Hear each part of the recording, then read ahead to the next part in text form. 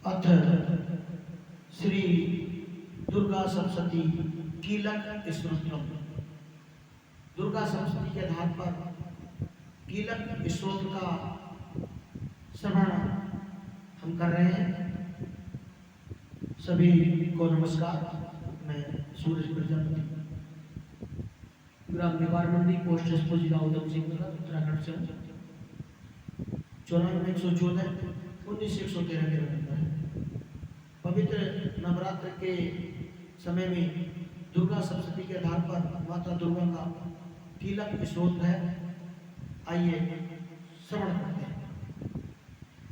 महर्षि मार्कंडेय जी बोले, निर्मल ज्ञान रूपी शरीर धारण करने वाले, देवत्रयी रूप, दिव्य तीन नेत्र वाले, जो कल्याण प्राप्ति के हेतु है तथा अपने मस्तक पर अर्धचंद्र धारण करने वाले हैं, उन भगवान शंकर को मेरा नमस्कार है।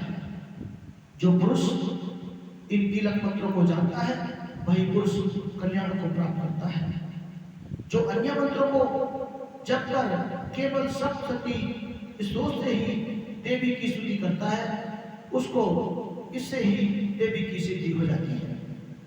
उन्हें अपने कार्य की सिद्धि के लिए दूसरे की साधना करने की आवश्यकता नहीं होती। बिना जप के ही उनके उच्चाटन आदि सब काम सिद्ध हो जाते हैं। लोगों के मन में शंका थी कि केवल सप्तशती की उपासना से अथवा सप्तशती को छोड़कर अन्य मंत्रों की उपासना से भी समान रूप से सब कार्य सिद्ध हो जाते हैं। तब इनमें कौन सा श्रेष्ठ साधन है? लोगों की इस शंका को ध्यान में रखते हुए भगवान शंकर ने अपने पास आए हुए जिज्ञासु को समझाया कि यह सप्तशती नामक संपूर्ण स्रोत ही कल्याण को देने वाला है।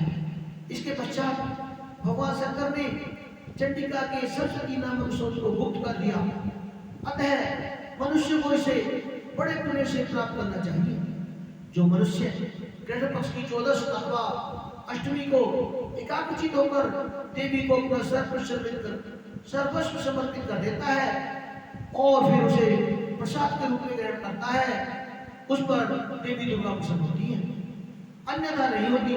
इस प्रकार सिद्धि के प्रतिबंधक रूप कीलक के द्वारा भगवान शंकर ने इस स्तोत्र को किलित कर रखा है। जो पुरुष सप्तशती को निष्क्रिय करके नित्य पाठ करता है वह सिद्ध हो जाता है, वह देवों का पार्षद हो जाता है और वह गंधर्व होता है। सर्वत्र विचरते रहने पर भी उस मनुष्य को इस संसार में कहीं कोई डर नहीं होता।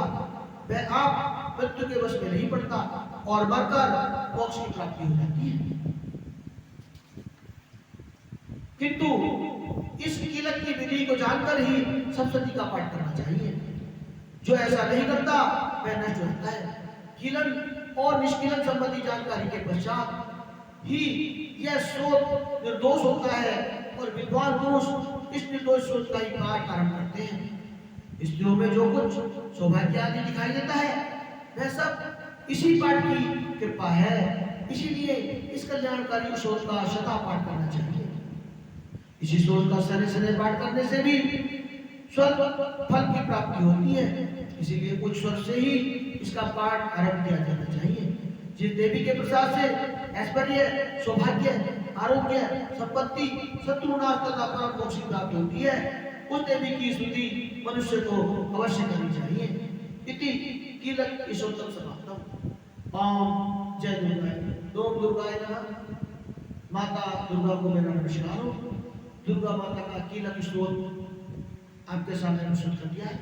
इसके बाद से प्रारंभ होता है माता दुर्गा का दुर्गा सप्तशती नामक पुस्तक का प्रथम अध्याय, जिसे हम अगली वीडियो में सुनेंगे।